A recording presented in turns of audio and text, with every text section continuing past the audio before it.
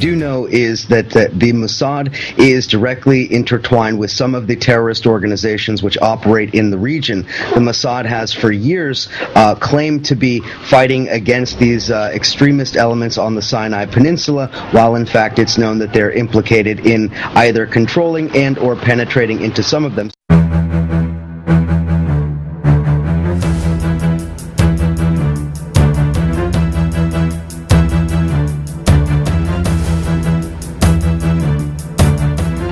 Sadat had the vision of having 5 million people in the Sinai, of inhabiting the Sinai and moving people from the Nile Delta and the valley into the Sinai. Huge development plans. Very little came out of it. The Egyptian government under Mubarak, by 97, basically stopped funding the major development projects for the Sinai, diverting the money to another ambitious program, which is the Toshka Canal in Egypt itself. محمود حمدان الشاعر من محافظة شمال سيناء، أبناء رفح. وصلنا تضرر كثير في هذه الأيام. خلعوا أشجار اللوز والزيتون والخوخ والبرتقال والليمون والنخيل وجميع الأشجار اللي قايمة عندنا خلعوها بمشط مساحة حوالي 700 متر أو 800 متر، وتضررنا وهدموا بيوتنا، واحنا بانيين البيوت وماخذين فيها رخص ومرخصتين لمجلس المدينه، عاملين رخص للبيوت ومعانا كل حاجه. وليش بيجوا اليوم يهدموا بيوتنا ويقلعوا الشجر ويخربوا مكاننا ويدمروا حياتنا؟ الانفاق بعيده عن البيوت، اذا بيلاقوا نفق ينسفوا ويشيلوا النفق. ايش دخل البيوت في الانفاق؟ بعدين احنا الانفاق هذه كانت صح مصدر رزق لبعض الناس، لانه لا عندنا مصانع ولا عندنا شغل ولا عندنا اي مؤسسات نشتغل فيها، ما عندنا غير الفقر. من يوم ما رجعنا لمصر ما شفنا سعاده ولا اي حاجه، كله مشاكل وكلها حياه صعبه. لا عندنا ميه شرب، الميه اللي بنشربها مالحه، والدكتور ما فيش عندنا، المستشفى فيش فيه دكتور واحد. The Bedouins do not really have an interest in becoming loyal Egyptians. Now, Rob, you will let me know when I have to feel. I want to read to you, so you don't suspect it's only me. I want to read to you from my translation of a Bedouin intellectual that I have a lot of respect for. His name is Mas'ad Abu Fajr. He writes about the relations between the Egyptian state and the Bedouins. And the quote is, "We drink torture, discrimination, deportation, and arrogance minute by minute, so that some felt that humiliation, just like blood, runs in our veins. The greatest sheikh of our tribe is sent by the police informer to buy him cigarettes from the kiosk in front of the police station. And as to us, we have become like circus acrobats between the ropes, playing with national security to get protection from state security. And those who did not find a place with national security played with state security to be protected against the Bedouin Affairs Department. All this relates to our elders, whilst we, the ordinary people, had to bypass the roadblocks on the roads to change our dwellings and the license plates of our car so as to avoid insults. Experts believe that Sinai needs a comprehensive development program in order to end the route for extremism in the area.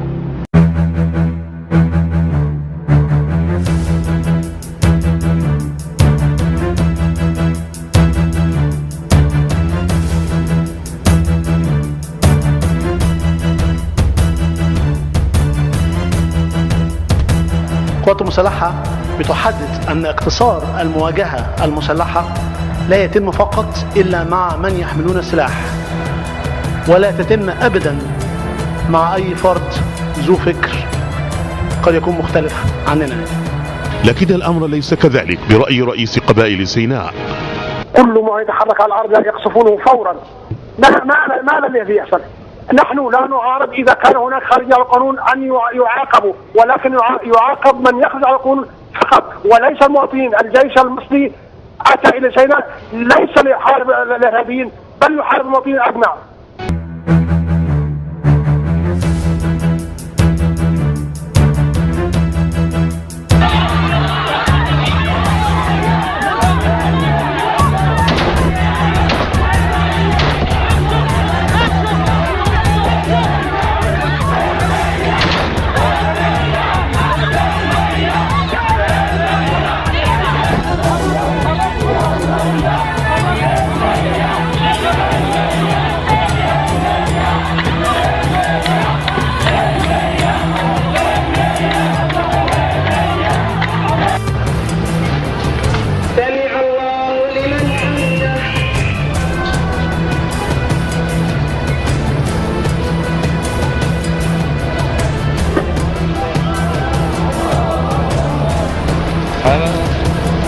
لا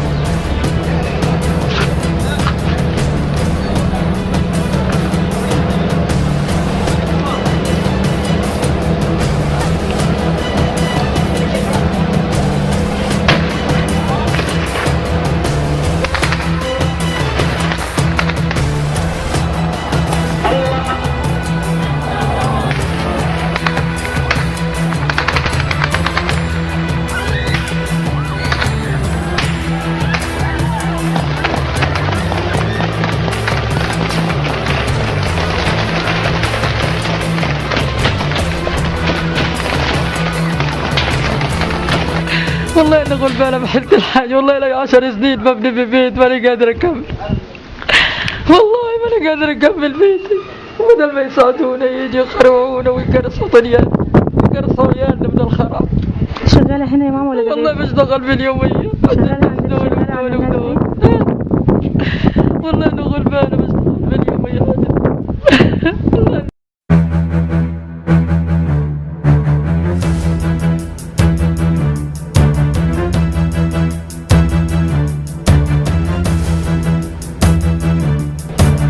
قالت وزارة الداخلية المصرية أن مسلحين استهدفوا أمس مبنى مديرية أمن شمال سيناء بصاروخ ذاتي الدفع من مسافة بعيدة، وتم التعامل مع الصاروخ وإبطال الجزء المتفجر منه، مما أدى إلى إصابة 3 من الشرطة وإحداث أضرار في المبنى.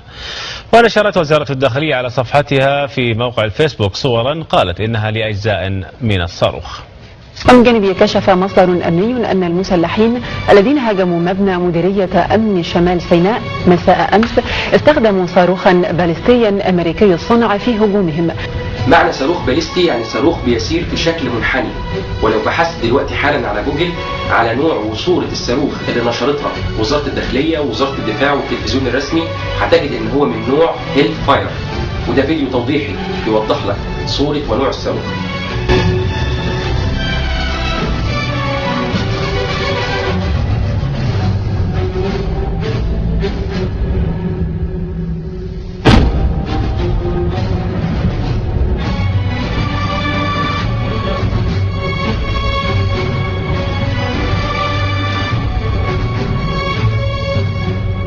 اي معلومة هنقولها لك دلوقتي عن الصاروخ الفاير تقدر تتأكد منها عن طريق النت، علشان نكتشف ان الصاروخ الفاير يقدم من ضمن المعونة الامريكية للجيش المصري من سنة 1984. ده الاغرب من كده ان امريكا بتفرض قيود صارمة على تصدير الصاروخ ده او بيعه لاي دولة خوفا من السقوط في يد الارهابيين. وفي تعليقه على هذه الصور قال الجنرال الأمريكي المتقاعد مارك كيمت أن هذا الصاروخ وهو من طراز هيل فاير غالبا ما يتم إطلاقه من طائرات الهليكوبتر، مشيرا إلى أن مصر اشترته من الولايات المتحدة في أواخر الثمانينيات ومطلع التسعينيات. حقيقة أي شخص يمكن أن ينظر إلى الإنترنت ويرى هذه المواصفات على الإنترنت. في العادة هو صاروخ يطلق من مروحية ومداه 7 إلى 10,000 متر. أكيد طبعا مش هتحاول تقنعني إن الإرهابيين في سيناء هم اللي معاهم طيارات. ما مدى إمكانية وجود مثل هذه القطع الحربية مع قوة غير نظامية، جماعة إرهابية مع جماعة مسلحة برأيك؟ الحقيقة الولايات المتحدة لديها سياسة صارمة تعتمد على الرصد والمراقبة عندما تقدم أسلحة متخصصة ومتقدمة ومتطورة لدول أخرى.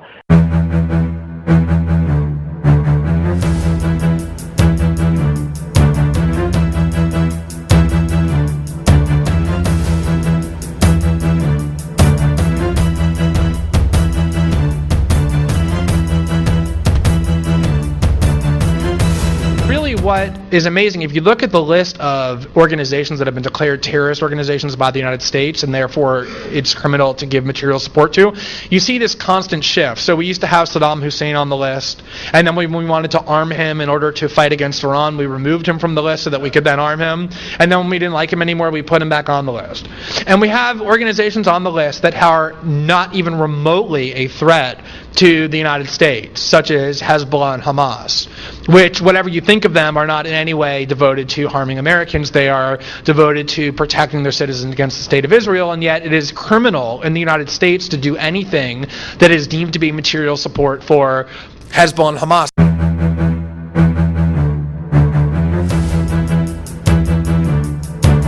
But there's no doubt that within the occupied territories, Palestinian land, that there is a horrendous example of apartheid.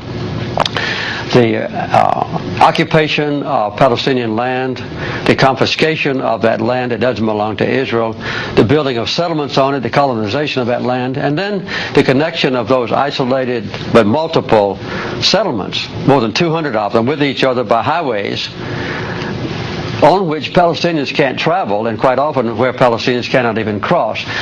So the persecution of the Palestinians now under the occupied territories is under the occupation forces is one of the worst examples of human rights deprivation that I know.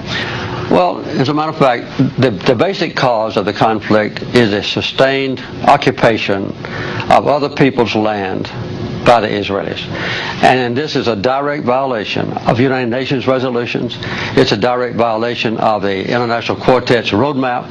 It's a direct violation of the commitments that leaders of Israel have made in the past at Camp David when I was president and in Oslo, promising that Israel would withdraw from occupied territories. They have failed to do so.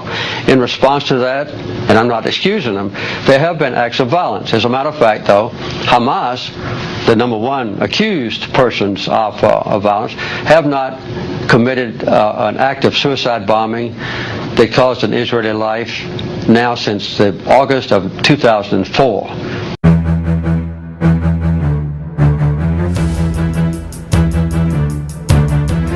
For instance, the year before we had the ceasefire that I helped to orchestrate last June the 19th, there was one Israeli killed by rockets, and on an average 49 Palestinians killed every month during that previous year.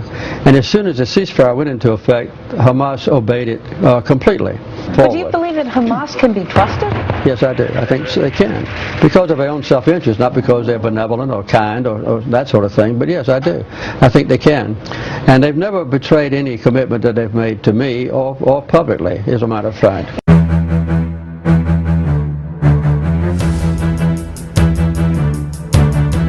Now that the military's taken over, it's just become like what you described, very surprisingly kind of fanatic anti-Palestinian and anti-Hamas propaganda, with all kind of fairy tales about how Hamas was carrying out terrorism in Cairo and in the Sinai. There doesn't seem to be any reason to believe any of that, even if they could have done it, which they can't. I'm not sure why that's going on. I suspect it's a method of trying to mobilize the population around something, some foreign enemy. أنا بتكلم وبقول للناس اللي بيدركوا معنى القضية الفلسطينية عليهم أنهم يرفعوا الإيد عن الوقيعة بيننا وبين حركة حماس. ليهم كل الاحترام، ومصر دايما كانت القضية الفلسطينية بنتها البكر، واحنا دايما بندافع عنهم ومش عايزين نلعب بالوقيعة. أنا عايزة بس أكمل، أنا بس عايزة أكمل. أنا فعلا بتفق معاهم إن مصر مش إيران والإخوان مش فزاعة، ومصر قوتها الحقيقية في وحدتها والتفافها حوالين الشرعية. سؤال أخير، حضرتك عارفة إنه في ناس كتير جدا بتستغرب لكون حضرتك مسيحية وبتدافع لاني يعني شايفه الامور بدون كراهيه وبدون استقطاب، بمنتهى الحياديه والضمير القاضي. اشكرك شكرا جزيلا استاذه نيفين ملك المحاميه وعضو جبهه الضمير.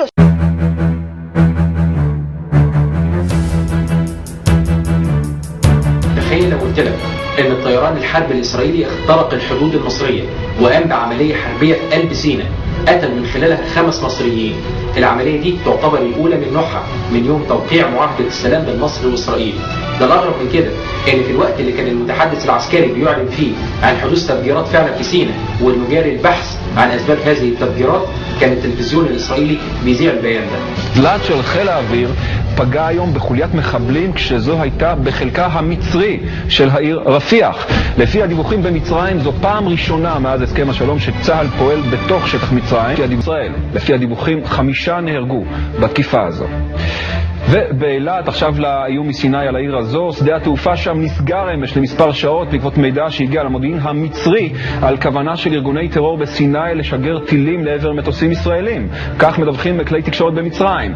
על פי הדיווח, ארגוני הטרור תכננו מתקפה משולבת, במסגרתה ביקשו לפגוע במתקנים ביטחוניים של צבא מצרים בסיני, וגם כאמור במטרות ישראליות מעבר לגבול.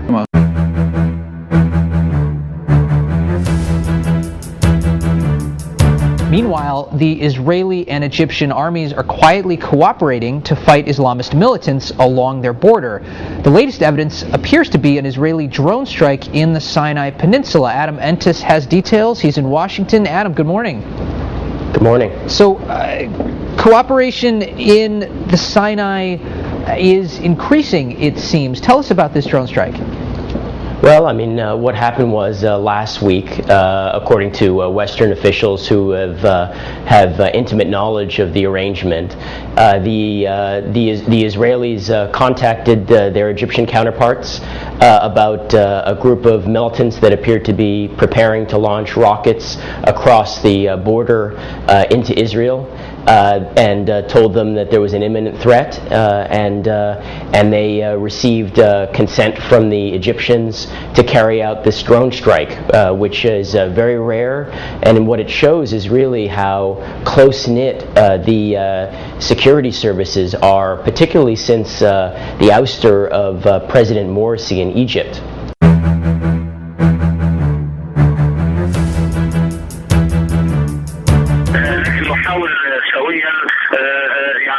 توصيل الصوت للسادة المشاهدين. كما قلت تضاربت أقوال شهود العيان، فهناك من ذكر أن هناك 5 أشخاص من الجماعات الإسلامية أو الجماعات المسلحة الجهادية أطلق عليهم أحد الصواريخ من إحدى الطائرات بدون طيارة، الطائرات الإسرائيلية. ربما شهود عيان آخرون قالوا بأنه لم يطلق. معلش يا محمد، احنا بنأسف يعني لقطع هذه المكالمة لأنه في رداءة في الصوت، لكن هنحاول طبعا نكلمك مرة أخرى لما يكون الصوت أحسن من كده. And in fact, the 2 biggest recipients of U.S. aid are Israel and Egypt. And aid to Egypt is actually just disguised aid to Israel, because the U.S. is essentially paying the Egyptian military junta to do its bidding, and in particular to cooperate with the Zionists and guard the borders of Gaza, to starve and blockade the people of Gaza.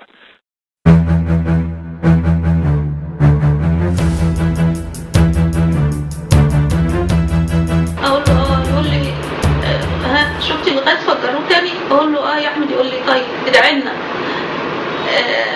جماعتنا، احنا اللي بنفجر. انا مش ممكن انابيب الغاز دي، مش ممكن الغاز يروح لاسرائيل. ويرجع تاني مثلا تحصل حاجات يقول لي احنا بندخل، احنا اللي بنخش جوه. لما بنسمع مثلا يقول لك عربيه مش عارفه ايه فجرت في اسرائيل وبتاع، يقول ادعوا لنا يعني احنا المجاهدين، احنا قصدنا اسرائيل، احنا رايحين لاسرائيل، احنا قاعدين منتظرين اسرائيل، ان اسرائيل كده داخلنا، احنا مستنيينها. وبعد كده اخر عمليه عملها اللي هي عرفت لما كانوا ضربوا ايلات، بعد صواريخ من سيناء بعتوها على ايلات. كان ابني دي كانت يمكن اخر عمليه عملها آخر عملية عملها في إسرائيل لإسرائيل، يعني بعت لهم صواريخ من سيناء.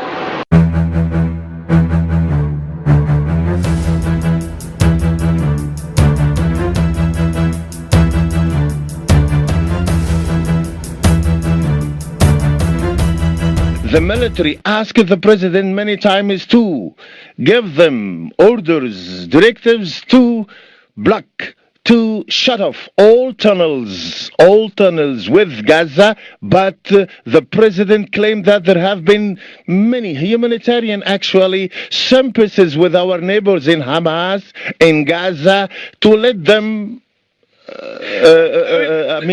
have a breath against the Israeli blockade against Gaza Strip. I don't want to sort of caricature your argument too much, but I think there are lots of people in the West, and quite a few in Egypt, who think the army did this to defend liberal Egypt. But in fact, you did it to defend Israel. نرى ما يقع في غزة من عدوان وقتل للرجال، للنساء، للأطفال، دماء تراق. هذا أمر خطير، وهذا عدوان سافر على الإنسان، على الرجال، على النساء. هذا أمر أكرر تحذيرا منه، وأؤكد مرة ومرة لمن يعتدون أنه لن يكون لهم أبدا، لن يكون لهم أبدا، لن يكون لهم أبدا سلطان على أهل غزة.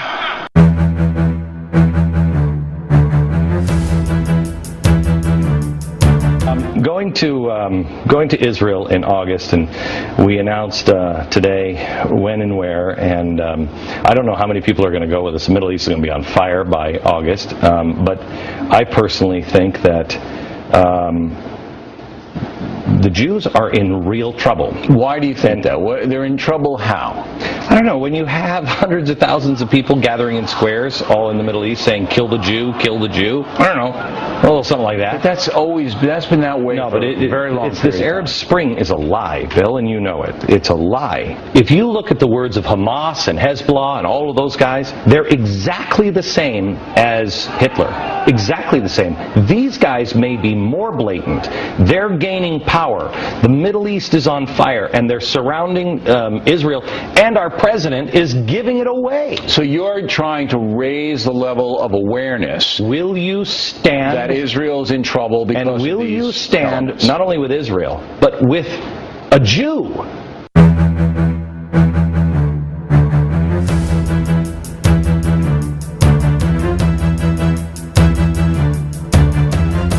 اللواء محمد رشاد وكيل جهاز المخابرات الأسبق.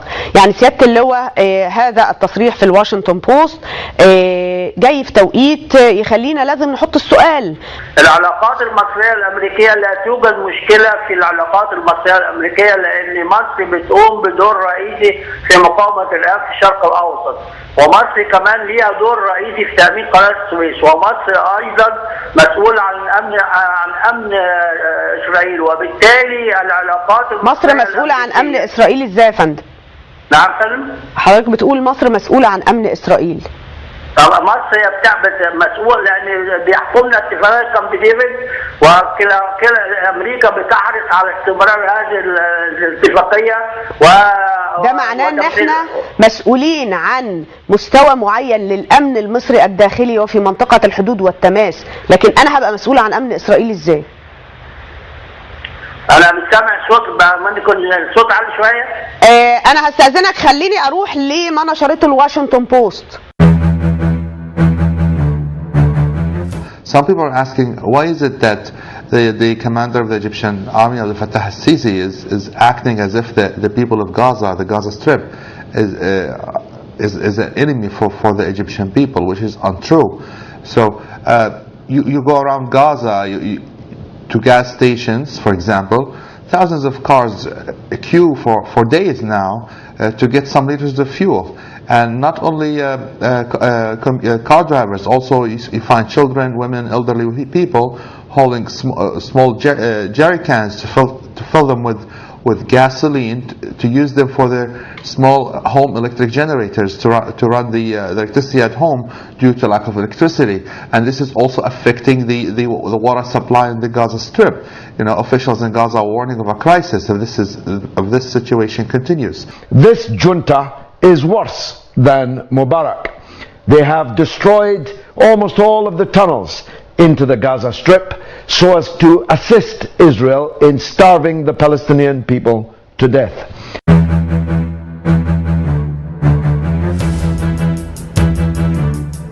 And it's also very important for Israel as well to have a strong ally in Egypt, right? Yeah, of course. Israel's southern border is Egypt, and you have that Sinai Peninsula. It's a very long, porous land border. Sinai is very restive. Israel depends on Egypt to secure that border, to keep law and order in the Sinai, to prevent militants and radicals of various stripes from gaining a foothold there.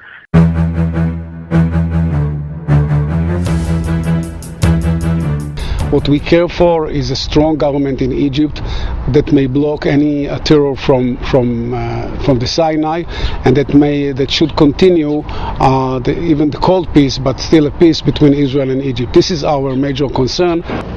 Right. So what you're seeing here is a little bit of I scratch your back, you scratch mine. So the Egyptians are providing this increased cooperation to the Israelis, which the Israelis, of course, greatly appreciate.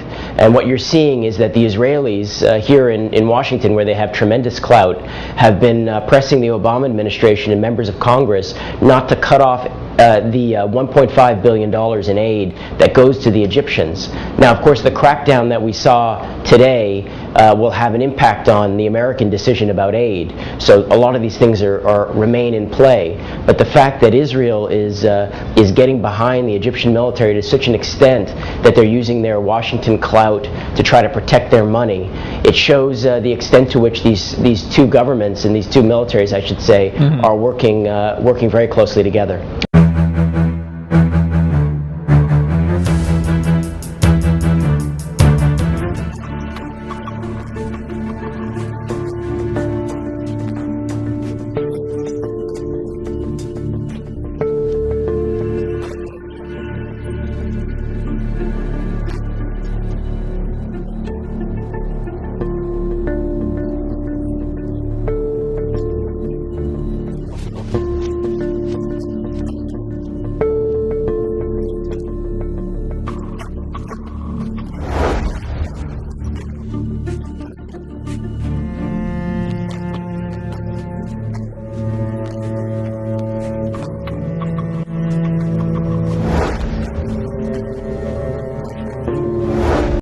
نشرت جريدة هارتز الصهيونية بتاريخ 8 سبتمبر 2013 مقال بعنوان تعزيز الروابط بين إسرائيل ومصر على الرغم من التوتر الإقليمي.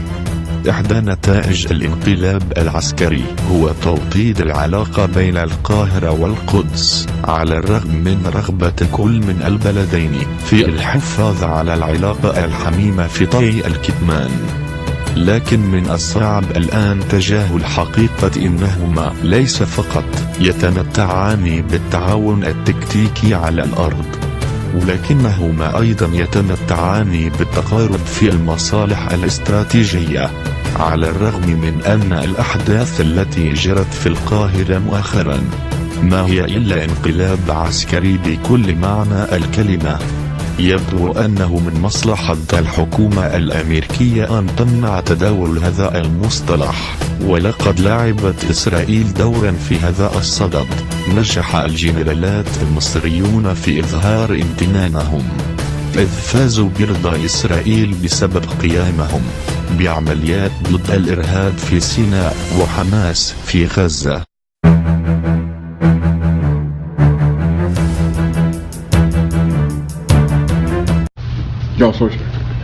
Recognizing you were talking about Egypt, internal, all the problems they have, did anything come up about Israel? Either our views, their concerns about our views, or There was one half a sentence from the general, which is very interesting. One of us asked about how's the regional cooperation going because all of this interconnected threat, and he said we have some cooperation with certain neighbors, and he listed them, and he said, and there's one other country that is very helpful. Another neighbor in the region. So yeah, it was diplomatically put.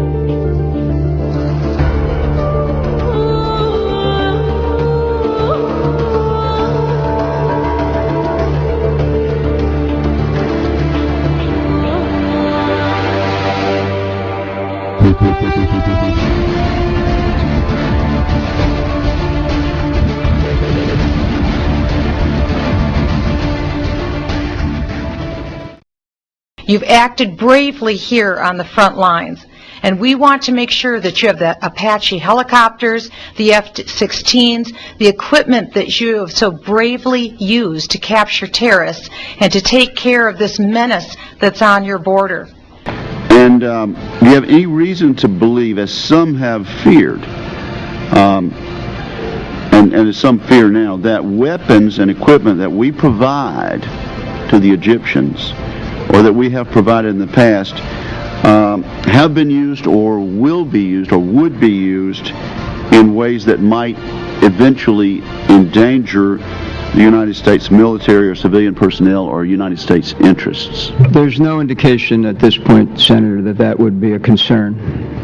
And to declare this is a war on terror, it's as much a fraud as when the U.S. makes war on countries around the world and attacks countless civilians who have nothing to do with anything that's going on when a drone strike hits a village. So today, in Egypt, it is true that the military, who was trained in the war colleges of the U.S., has taken a page from the U.S. excuses and apology for using their own form of terror against the population of Egypt, and for instituting the Emergency Act, which really is bringing back the terror that existed for 30 years in Egypt.